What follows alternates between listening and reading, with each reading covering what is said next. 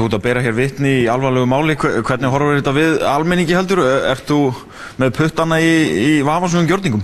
Nei, ég held að það sé öllum ljóst að ég hingað mættur sem vitni til þess að bera staðreyndir sem ég get veitt upplýsingar og ég hef frá upphafið þessa máls frá því að það komst í opinbera umfjöllun skýrt mjög einfaldlega frá því að ég undirritaði þessi skjöl í umboði þeirra sem að það báðu mig að gera og þess vegna ger ég það með glöðu geði að mæta hingað og gefa þær upplýsingar sem ég get sem vitni þessa atburði. Það þýðir að ég ligg ekki undir grun nokkurt misjafnt og hef þess vegna nákvæmlega ekki neitt að fela. Vissir að þessu veðkalli frá Morganstalli? Ég vissi að það þurfti endurfjármagna þessi hlutabréf og það leiðir bara af því að hluthafarnir báðu mig að koma fyrir þeirra hönd af því tilefni.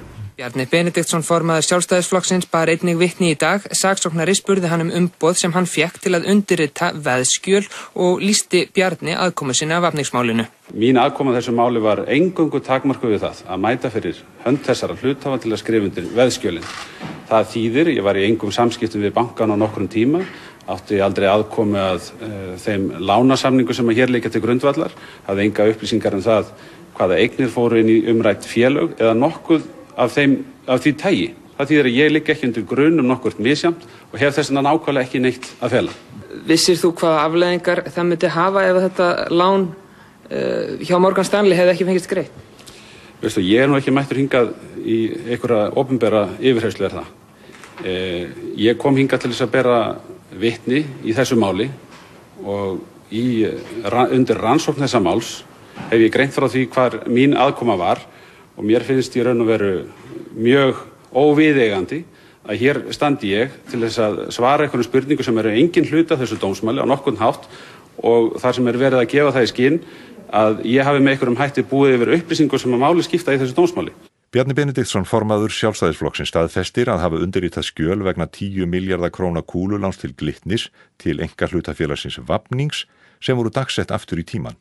Lánið var í raun veitt Milestone og segist Bjarni enga vitneskju hafa haft lánveitingar Glitnis til félagsins.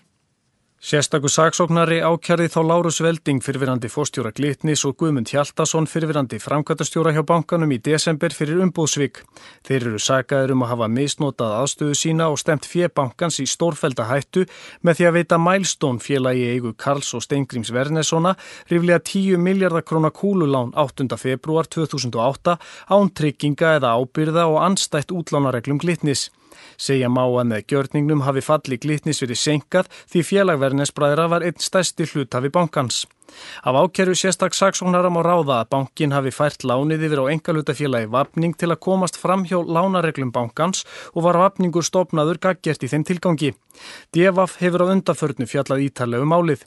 Eigendur Vafnings voru Vernesbræður og ættingjar Bjarna Benediktssonar formanns Sjálfstæðisflokksins.